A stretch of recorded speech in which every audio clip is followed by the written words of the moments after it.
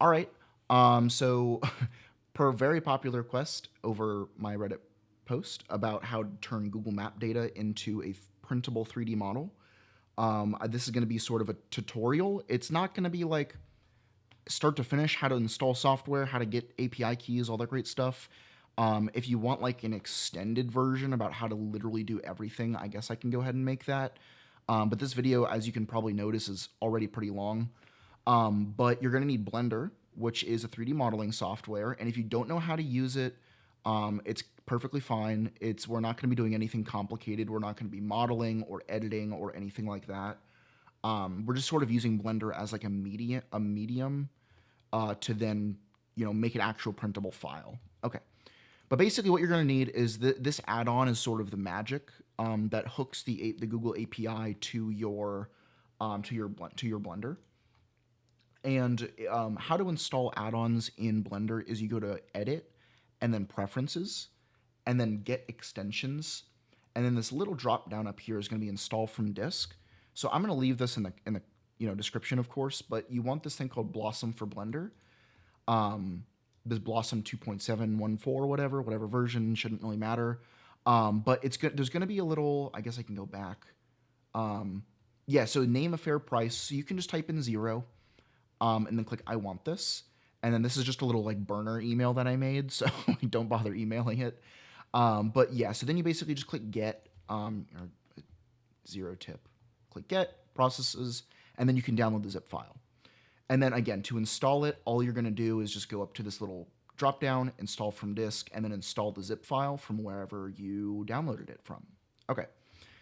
Next thing you're going to need is you're going to need to actually go into add-ons and then find Blossom in this list.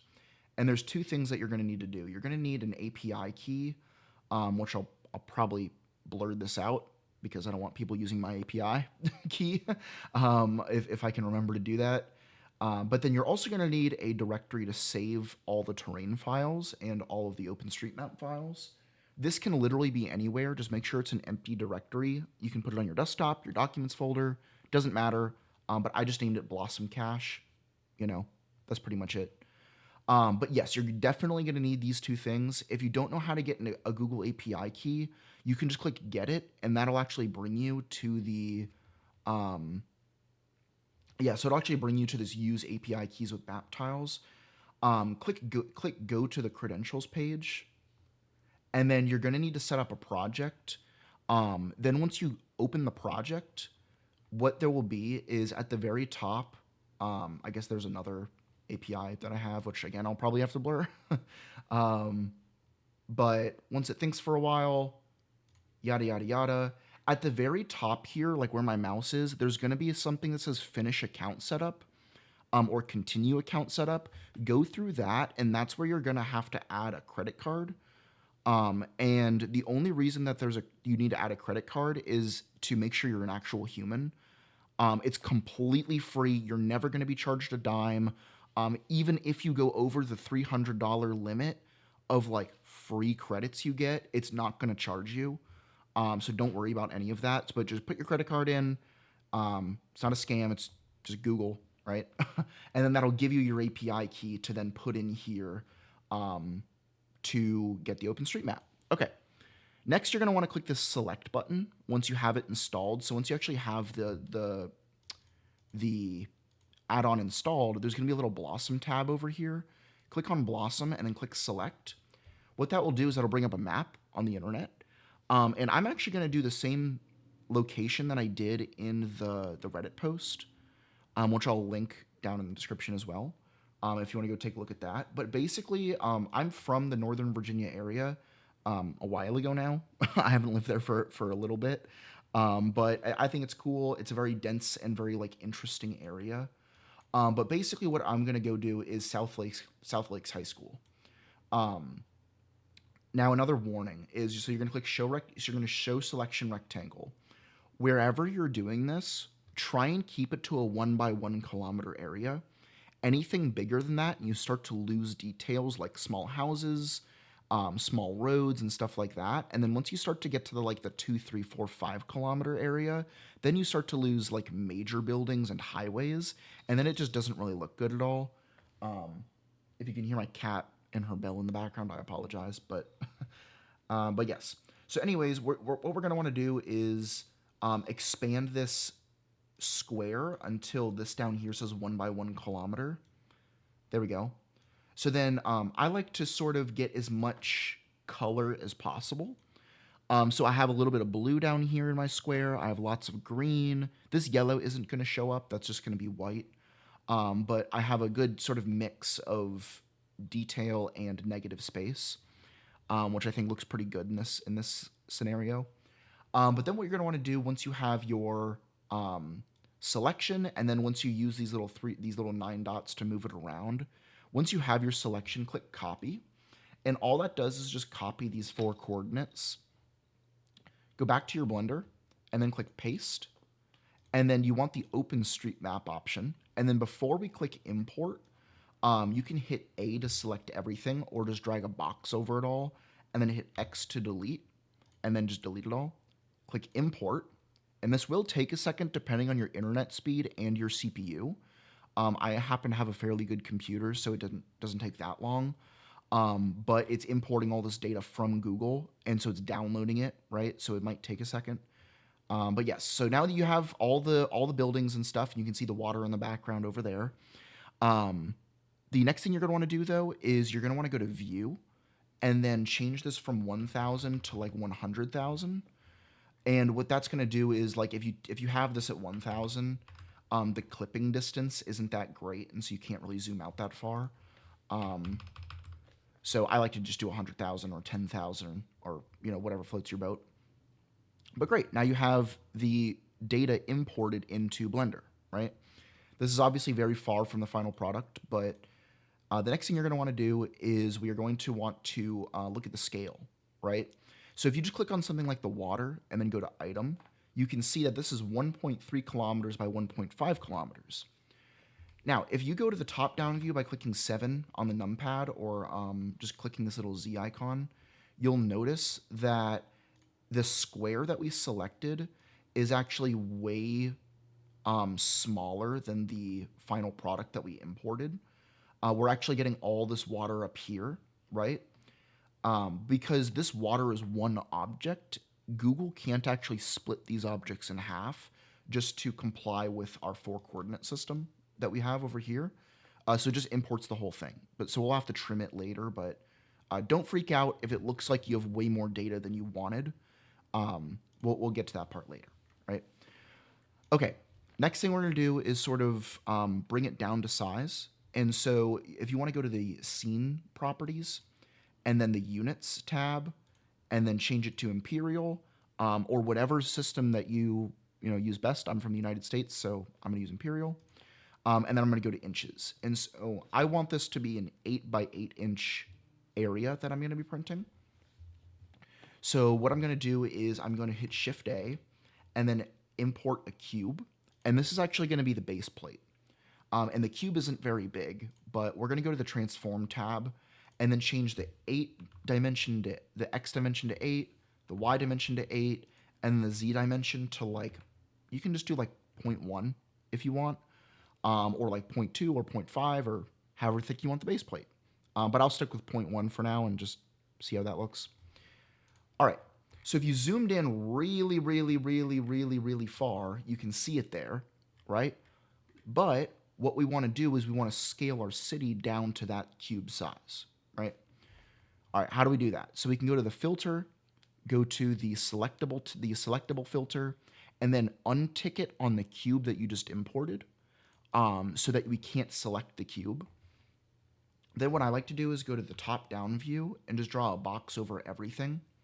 Hit S to scale, and then move your mouse closer and closer so we can zoom in, scale down, zoom in, scale down, zoom in, zoom in, zoom in. Okay.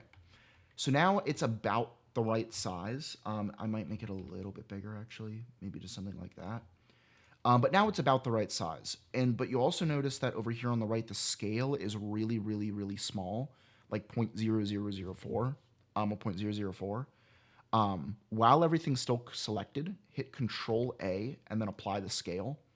Or you might have to shift click an item to make sure it's actually, you know, doing it to like make it have an active selection, right? Control A, scale, and then you're going to click Shift C.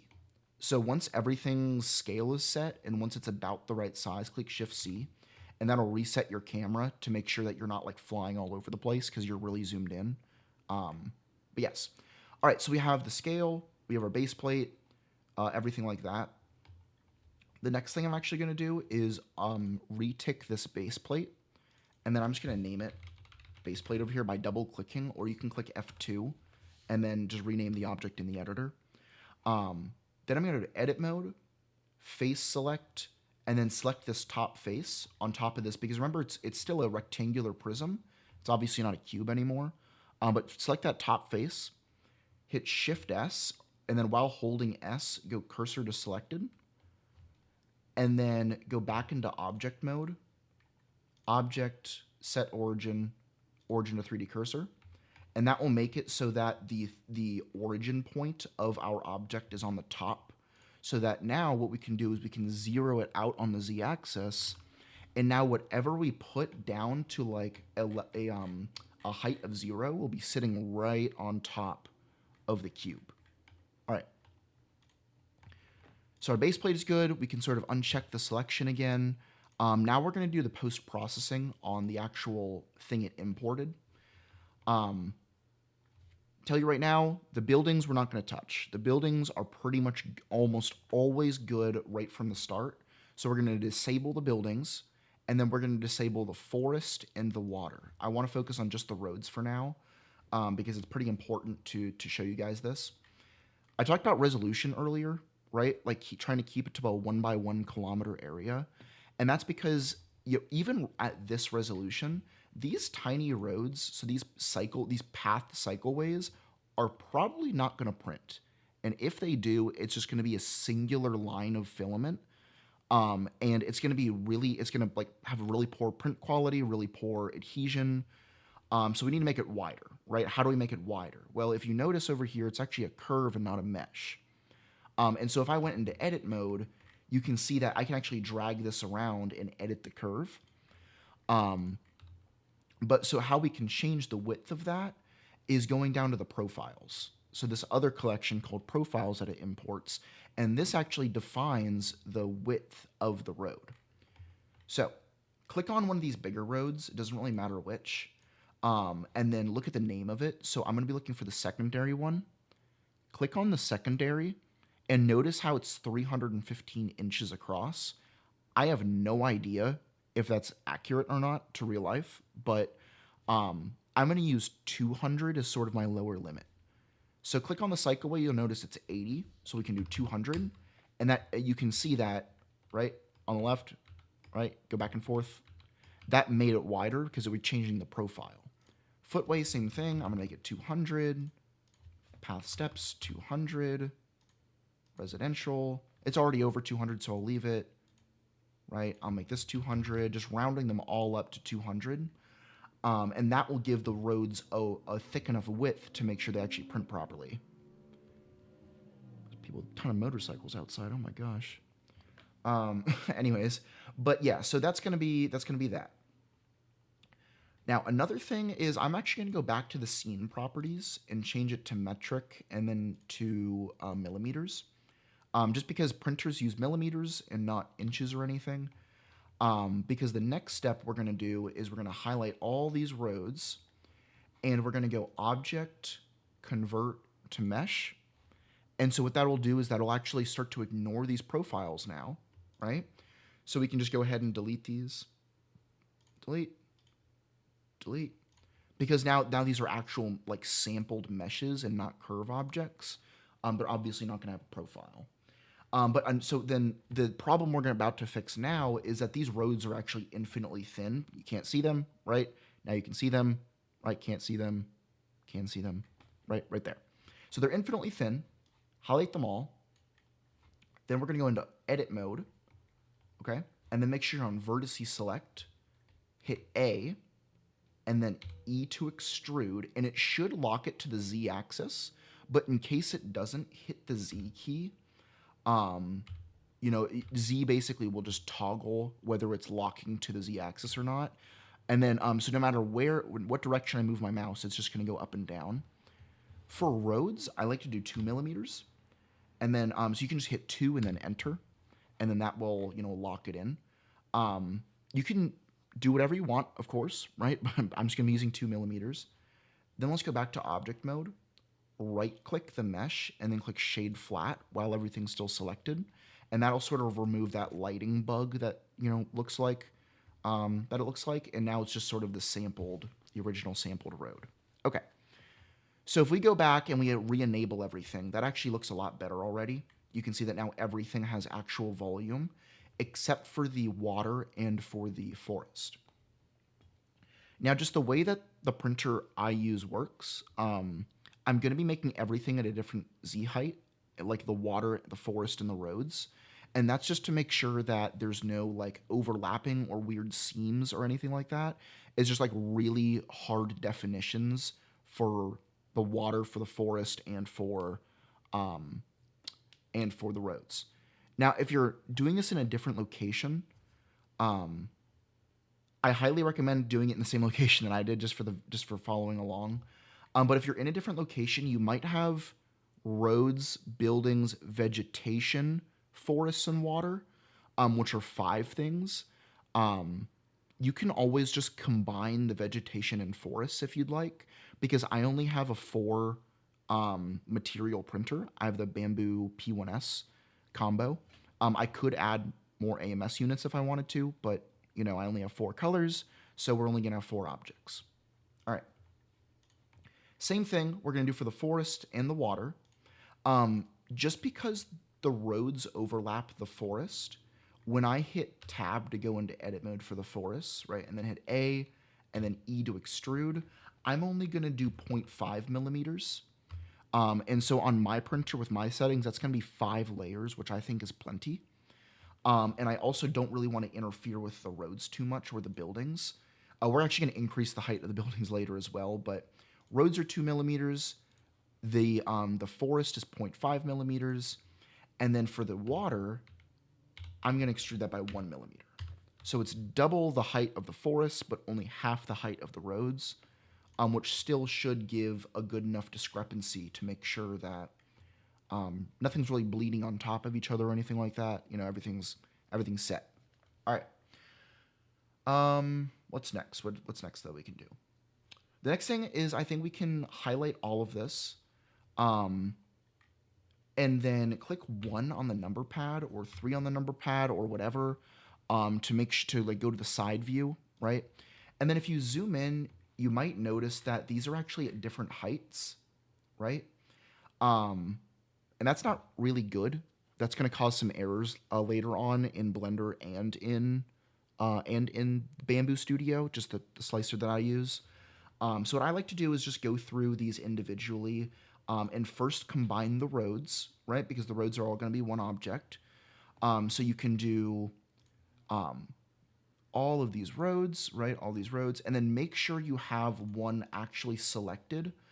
So in Blender, these orange ones are sort of like, I guess phantom selected is the right word, while the yellow outlines is the one that's the active selection. Then hit Control J. That's going to combine all the roads, right?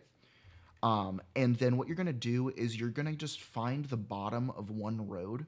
It doesn't matter which part, right? Go into edit mode and click that bottom vertice. Shift S, cursor to selected, right? Go back into object mode, object, set origin, origin to 3D cursor. And the only thing that did was just make sure that the origin point is at the very bottom of the mesh, which means that if we click on the Z value and type in 0, it'll just automatically snap perfectly in line with our base plate, right? All of the roads.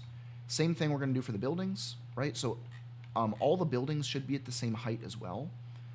So again, I'm just going to sort of find a random building, click on a bottom corner of the building, Shift S, cursor to selected, object mode, object, set origin, origin to 3D cursor. We can zero those out. Same thing for the forest, cursor to selected, Object mode, set origin 3D cursor, 0 that out. Edit mode, select cursor to selected, object, set origin 3D cursor, 0 that out as well. Okay. Now everything is firmly plastered on just the base plate. I'm losing my words for some reason. Okay. Now, the next thing that we're going to do is we're going to add a little bit of detail back that we actually lost. And I'm not sure if you've noticed so far, but the left side of our model is looking fairly empty. Down here, if you want to actually go back into the, our Firefox going into the back of this map, you can see that this is actually just a creek that's running through here. I personally like the negative space there, so I'm going to keep that negative space right there. But up here, I don't really like it because the school is sort of the center point of the whole thing. And so what I'm going to do for the school is I'm going to re-put in all of these, the baseball fields there. And basically, if you want to do this the hard way, you can like or the easy way, you can screenshot it and then import a reference image. But I'm probably just going to roughly sketch what I think they should look like. And so how you can do that is click Shift A, and then we're going to add a plane. And then the plane's obviously going to be too big, so we can hit S to scale it down. Left click, move it over here, right? Go into edit mode, vertices select, and then select 3 of the vertices. It doesn't really matter which ones. Hit X to delete, vertices, and now we have a single vertice floating around, right? And so this vertice will sort of be like the base for our baseball field. And so all you have to do is just sort of hit E to extrude and then just sort of outline the shape of a baseball field. So I'm not really sure what they look like. It looks like it sort of just goes like that. Okay. Maybe something like that. And then sort of out. And then maybe it curves. Right? Maybe we'll just push this out here and then move this one over here. Okay. Once you're done making your little baseball field, make sure you highlight the end and start points. Hit S, Shift Z, and then 0. And what that'll do is that will put them on top of each other in the XY plane, so they maintain the same Z value. And then click F3 to bring up this menu. And then I like to go, you can just type in merge by distance. And then it, that wasn't supposed to do that. Are those vertices on top of each other? They should be. Whatever, you can just do a scale of 0. And then do the same thing, merge by distance, remove 1 vertex, there you go. Another thing, I guess, is highlight all of the vertices and then hit SZ0, just to make sure the entire thing is flat. Okay, and then lastly, to give it actual geometry, while you're still in edit mode, click F to give it a face. And then what we can do is we can extrude this the same height as our forests, right? Which, if you forget how tall the forests are, they're 0.5 millimeters. So I'm going to go into edit mode, extrude by 0.5. It looks like it's going the wrong way, so I'll just do it, I guess, negative 0.5, just making sure it's going up. But yeah. Okay. Another thing we got to check for is when you're doing this sort of thing is go into your overlays and then turn on face orientation. And if the entire thing turns red, that's bad. So go back into edit mode. If it turns red, click A to highlight all the vertices, F3, and then do recalculate outside. And then it should turn back the gray color or a blue color. So gray or blue is good, red is bad, right? I'm not really going to explain what that does, but now we just got to sort of orientate it, and then just sort of the same place-ish where these were, so it looks like there was one there. And to get the origin point back into the object, you can just go Object, Set Origin, Center of Mass Volume, and then we can duplicate it and sort of, make a little outline, and it looks like there's another one down here. Um, to be completely honest, I'm just going to duplicate it again and make it bigger. I'm just going to do like that or something. Um, I'm not really too concerned with exactly what that looks like.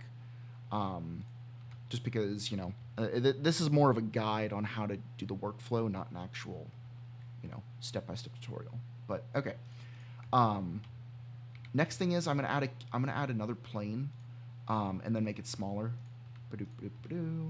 smaller, because there is a rectangle right here. There's actually two rectangles, and so I'm going to make this smaller on the y-axis, make it bigger, y-axis, yada yada yada. Right? Same deal. Edit mode, extrude, 0.5, and then we can duplicate this, rotate it 90 degrees, make it bigger, and there we go. All right, let's get all of these, right? And then again, we can do the same thing we did last time. What we can do is we can, I'm just gonna join these all together just so they're one object because it doesn't really matter. Then click on the bottom corner, right? Cursor to selected, right? Same thing as before. Object, set origin, origin to 3D cursor, zero that out. And there we go. Now we have all of our little baseball fields and stuff on the plane. Okay. What's next? Let's do the materials next. Okay. So the material is also very important because when we import this into Bamboo Studio, I'm going to be using an OBJ, which is like a cardinal sin in the 3D printing community, it seems. But this is like by far the easiest way to do it. And so if you want to do it the hard way and color it in Bamboo Studio, be my guest. But I'm doing this in Blender. All right. Oh yeah, so by the way, combine those baseball fields with the forest, right? There we go. All right. So let's do the materials. So first thing, we click on the buildings and then go to the materials tab. And we're going to add 4 materials. So click that plus sign 4 times. And so we're going to do a white material, and then click new, black, right? New, we're going to do green, and then we're going to do new, and we're going to do blue. From my experience, I don't know if this was a feature or a bug, but Bamboo Studio really does not like true white and true black. So when you click on this color, you can just click anywhere in this white, make this value like 0.95 or something, or like 0.99. Don't make it like completely white, right? So 1 would be white, but don't do that. Same thing for black. Don't make this 0. Make it like 0.01 or something. It's close enough, right? Then for green, doesn't really matter for the green color. You can just sort of choose wherever you want on the color wheel. I'm just going to sort of drag that down. Again, if you want to be really picky about it, there's my hex code for the green. Waiting. You can pause it, right? Blue. Just sort of make this a darker blue. Again, if you really want to be picky, there's my hex code for the blue. Again, this color's not going to matter, right? You can make these colors anything you want, but white, black, green, and blue. So now that we made those 4 colors, we can delete all the other ones. And so I'm going to delete the walls, the roofs, and then keep the white, and then go ahead and delete the black, blue, and green. That'll actually still save it in our Blender file. It just won't be applied to this building, right? So now the forest, we can delete all the materials, right? We can click new, and then click the little browse material to be linked. If you just type in green, the only reason there's a 0 there is because there's 0 material, there's 0 objects with that color. But just go ahead and click it, right? And it'll so like it's really funny. I'm not sure why it does this, but for some reason it previews the color inside of our viewport shading. But it is green, trust me, right? So then go to the water, delete the water material, add a new one. There's our blue right there. And then for the roads, just go ahead and delete all of those, new, and then these roads are going to be white. So type in white. There it is. Now, for the base plate, this is the one that's going to be black. Oh my gosh, my cats are currently being fed right now. You guys are going to have to deal with that noise. So black, I guess I'm going to move my microphone a little bit closer as well. So the base plate's going to be black. And so now if you go to your viewport shading colors, now this is what pretty much the final product is going to look like. But we still have to trim it, of course, right? Okay. Let's go back to the viewport shading. Now this is very, very, very important, right? If nothing else, make sure you add 2 collections, right? So we're going to add a collection called destructive, and then we're going to add another collection called destructive. It could help if I could spell. Then what we're going to do is we're going to turn the selection back on and highlight everything, and then click M to move to non-destructive. Then click Shift D to duplicate, right click, right, to reset the position, click M again, and then move it to destructive, okay? So we can actually delete these 2 other collections up here because they're empty now. And the whole point of having a destructive and non-destructive collection is if I make an oopsie and go way too far in the process and have to back all the way up and I don't have enough undos, because Blender has an undo limit. I think it's like 128 actions. But those add up really fast because even clicking an object is an action to undo. So always have a non-destructive folder, sort of like a checkpoint, right? But anyways, all right. So our destructive, we're again going to uncheck the base plate for the selection. We're going to highlight everything, shift click on one of the buildings, and to make it the active selection, and then hit Control J, and that's going to basically merge everything together. And just to make sure you got all your colors right, make sure you go back to the color shading. And if anything doesn't have the color it's supposed to, you probably did the materials wrong, or you forgot to apply a material to that object. Okay. So we have the right color. The next thing we're going to do is trim it. And so go back to your top view, and what we're going to want to do is we're going to add a cube. So hit Shift A, Mesh, Cube, right? So this is going to be like our trimming cube or our negative cube or our Boolean cube or whatever.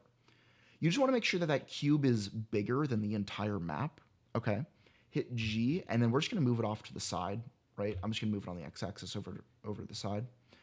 Next, click on your map, so we can rename this to map. And we're going to add in the modifiers tab a Boolean modifier, okay? The Boolean modifier, we're going to want it to go fast, and then with the little eyedropper, we're going to do the cube. So now, if I go into the wireframe view, right, and I drag this cube over, you can see it starts to crop the map, right?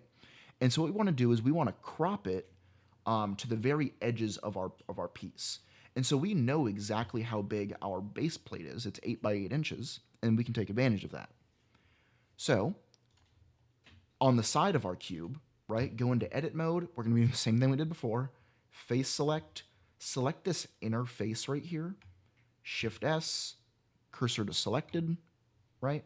Object mode, object, set origin, origin 3D cursor. And that means if you actually type in 8 inches, right, 8IN, it'll convert it for you, which I think is just absolutely magical. I apologize. It should be 4 inches, right? Because it's 8 inches across, right? Which means 4 inches on this side, 4 inches on this side. So do 4 inches. And so that will crop it exactly at the border. Now, I actually like to subtract another about 6 millimeters. So you can just, at the very end, you can just do -6, and it'll subtract 6 millimeters. That's about a 1/4 inch.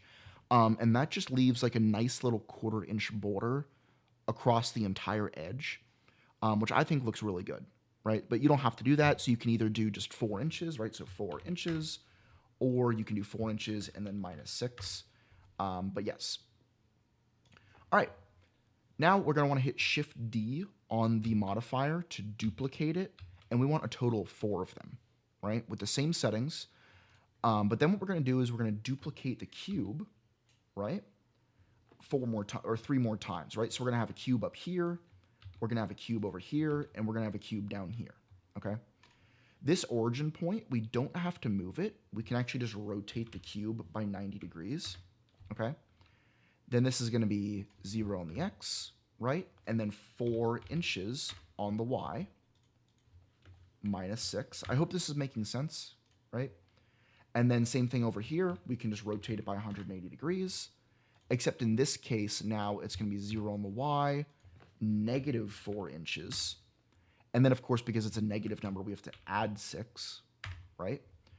And then down here, right, rotate it by 90 degrees. 0 on the X, negative 4 inches on the Y, and then again, plus 6 millimeters, right? So there we go. There is our final, like, cut. This would be a great time to move your map around and get some details that you want to leave in. I think this actually looks pretty good. I like the negative space up here. I like the negative space down here. And again, if you even want to take it farther, you can go into the color option. And I think this actually looks pretty good, right? So then what you're going to do is in these Booleans, you're going to click the little X and then just go around the circle and just trim your cube, right? So we're just doing, so each one of these Boolean modifiers is a separate cube. And then all you're going to do is just click on the very first one and just hit Control A, Control A, Control A, Control A, right? And that's going to apply all of those modifiers. Then you can just go ahead and delete these cubes flat out, right? And there we go. We have our model, right? Trimmed with a 1/4 inch border. This looks actually pretty good. There's 2 more things we need to do before we export it, okay? The first thing is we need to clean up the edges. So I'm going to try and find an example. It looks like this is a pretty good example. So what you want to do is click on the map, right? And then go into edit mode. And you might see that there's like these little holes in the side of the mesh, right? So in vertex select mode, if you click Alt, if you hold down Alt while you left click an edge, it'll actually select the entire edge loop. What you want to do is select any holes you find and then click F to fill in the face. So it looks like that's not a hole, that's not a hole, that's not a hole, but this is a hole, right? On the side of the building. So F, right? Alt, click on the edge, F, Alt, click on the edge, F, and you just want to go all the way around, filling in any holes that you find.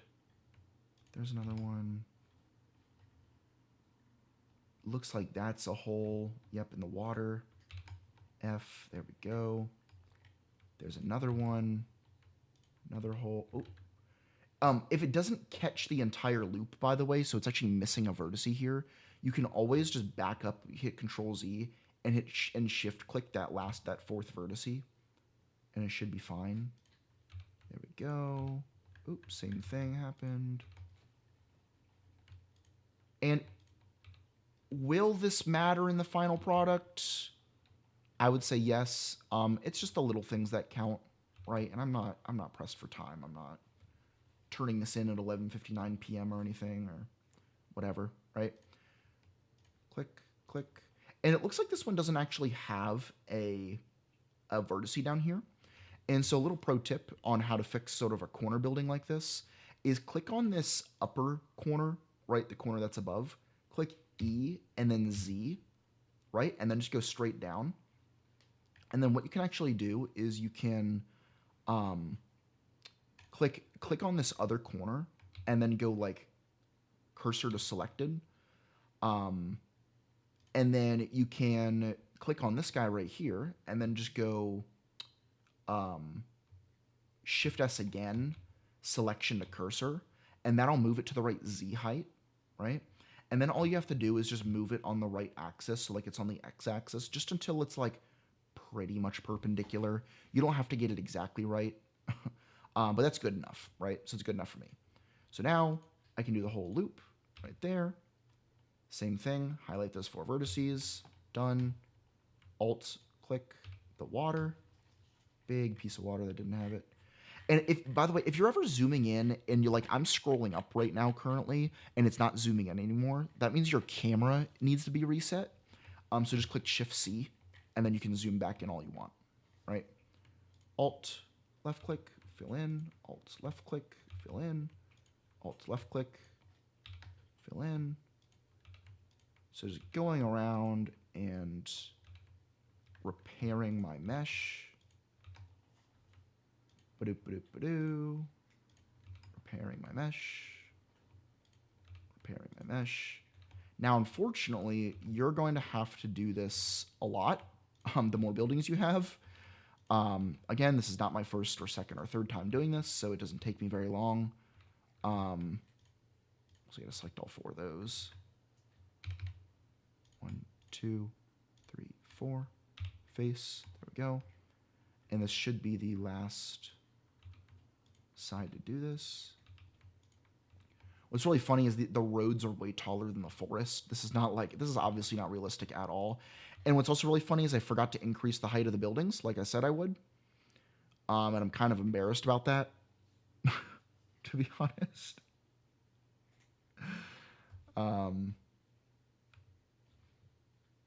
But yeah, the buildings need to be taller. That's a complete oversight on my part. I completely forgot to tell you guys that. That's why we have the non-destructive, right? So I've officially gone too far, and so I wouldn't be able to undo it enough. But the buildings need to be taller, right? And so a little quick fix to to fix the height of most of the buildings. Yeah, I mean it's not worth it for me. I mean I don't really care that much. But yep, I completely forgot to tell you guys that. Definitely increase the height of your buildings before you do this to like 3 or 4 times the normal height. But yeah, my bad. I feel kind of bad about that now. That's okay.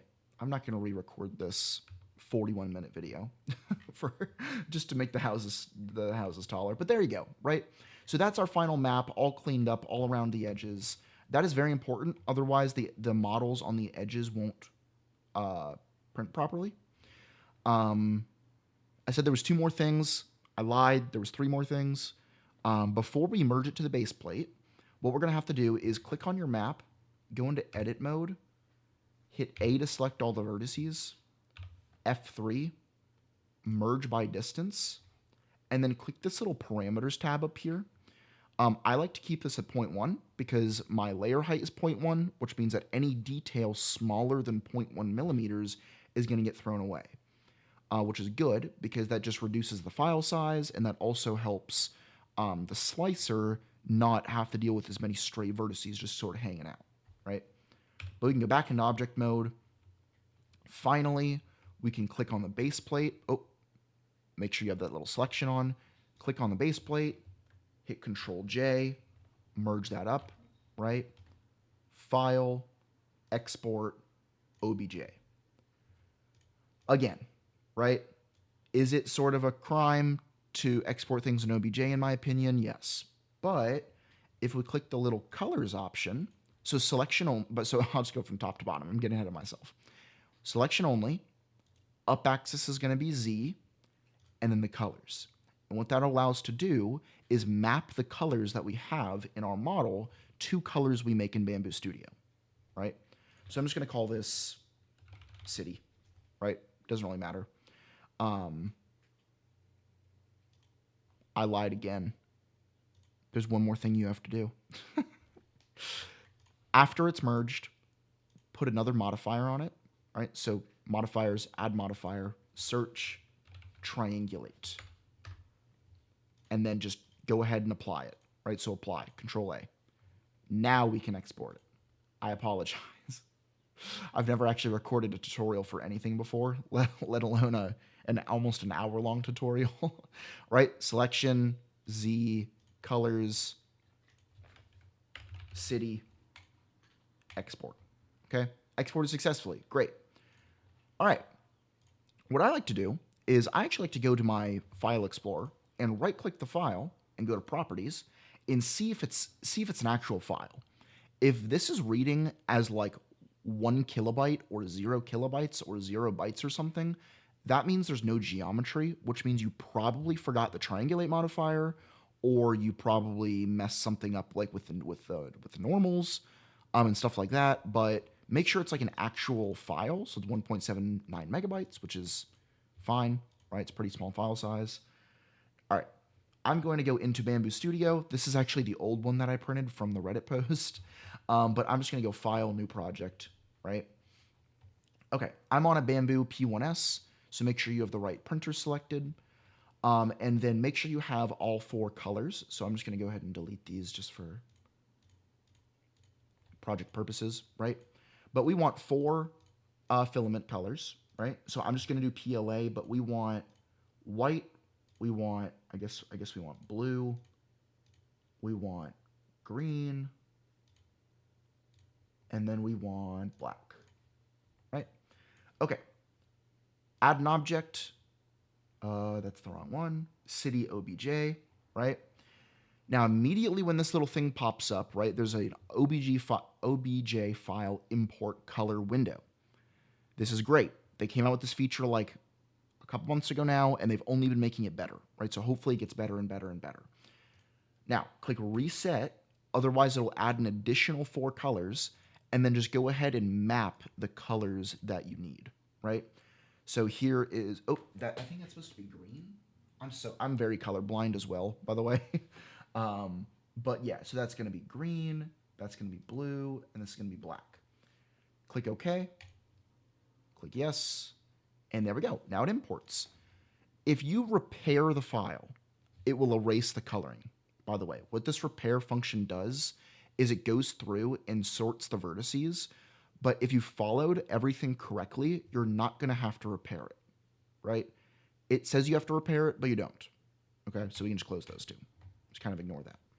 All right, so a couple of settings I like to use, right, or just to make sure it's 8 by 8 inches, right, which is 203 millimeters by 203 millimeters. That's great.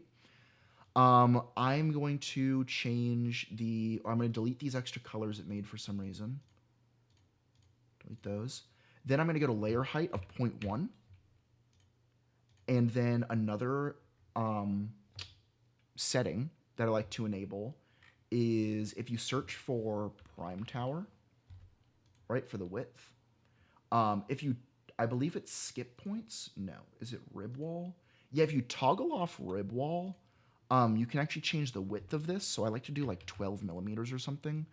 You used to be able to change the volume of it to make it smaller, but it seems that they've started making the prime towers at a set volume, which I absolutely hate.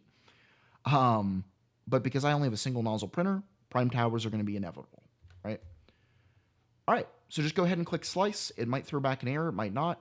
We'll see. Might hear my computer turning into a jet engine. That's normal, right? Okay, so the slice is okay. That's great.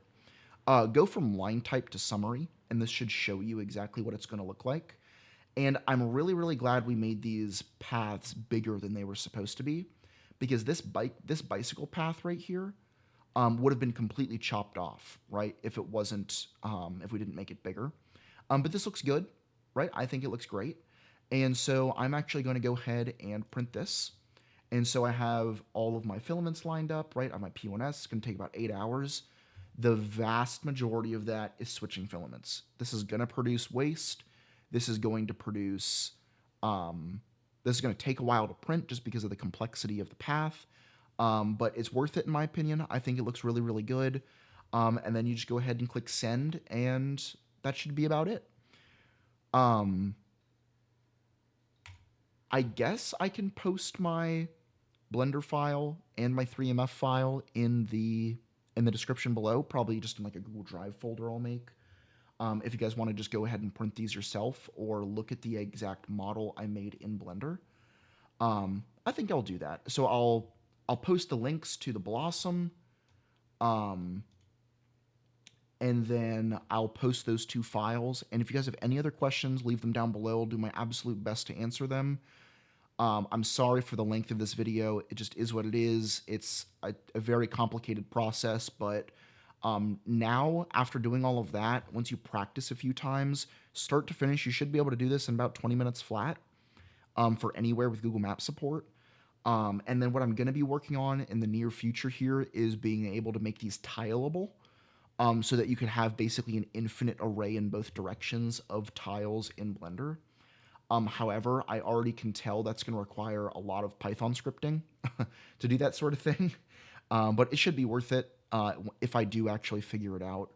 Um, but yeah, my some people said I was sort of comment fishing on my. I'm just ranting at this point. The tutorial's over, by the way. But if I'm just sort of, I like, some people accuse me of uh, like basically compliment fishing. I believe someone in the comments, it was hilarious, and on Reddit was like, post the most interesting thing we've seen in weeks, proceeds to not explain anything about it, and I do feel kind of bad about that now. But here's your 50-minute tutorial, right? So, oh, I also need to edit it to make sure I blur out the API keys. Okay. Anyways, thank you very much for watching, and I'll see you guys soon.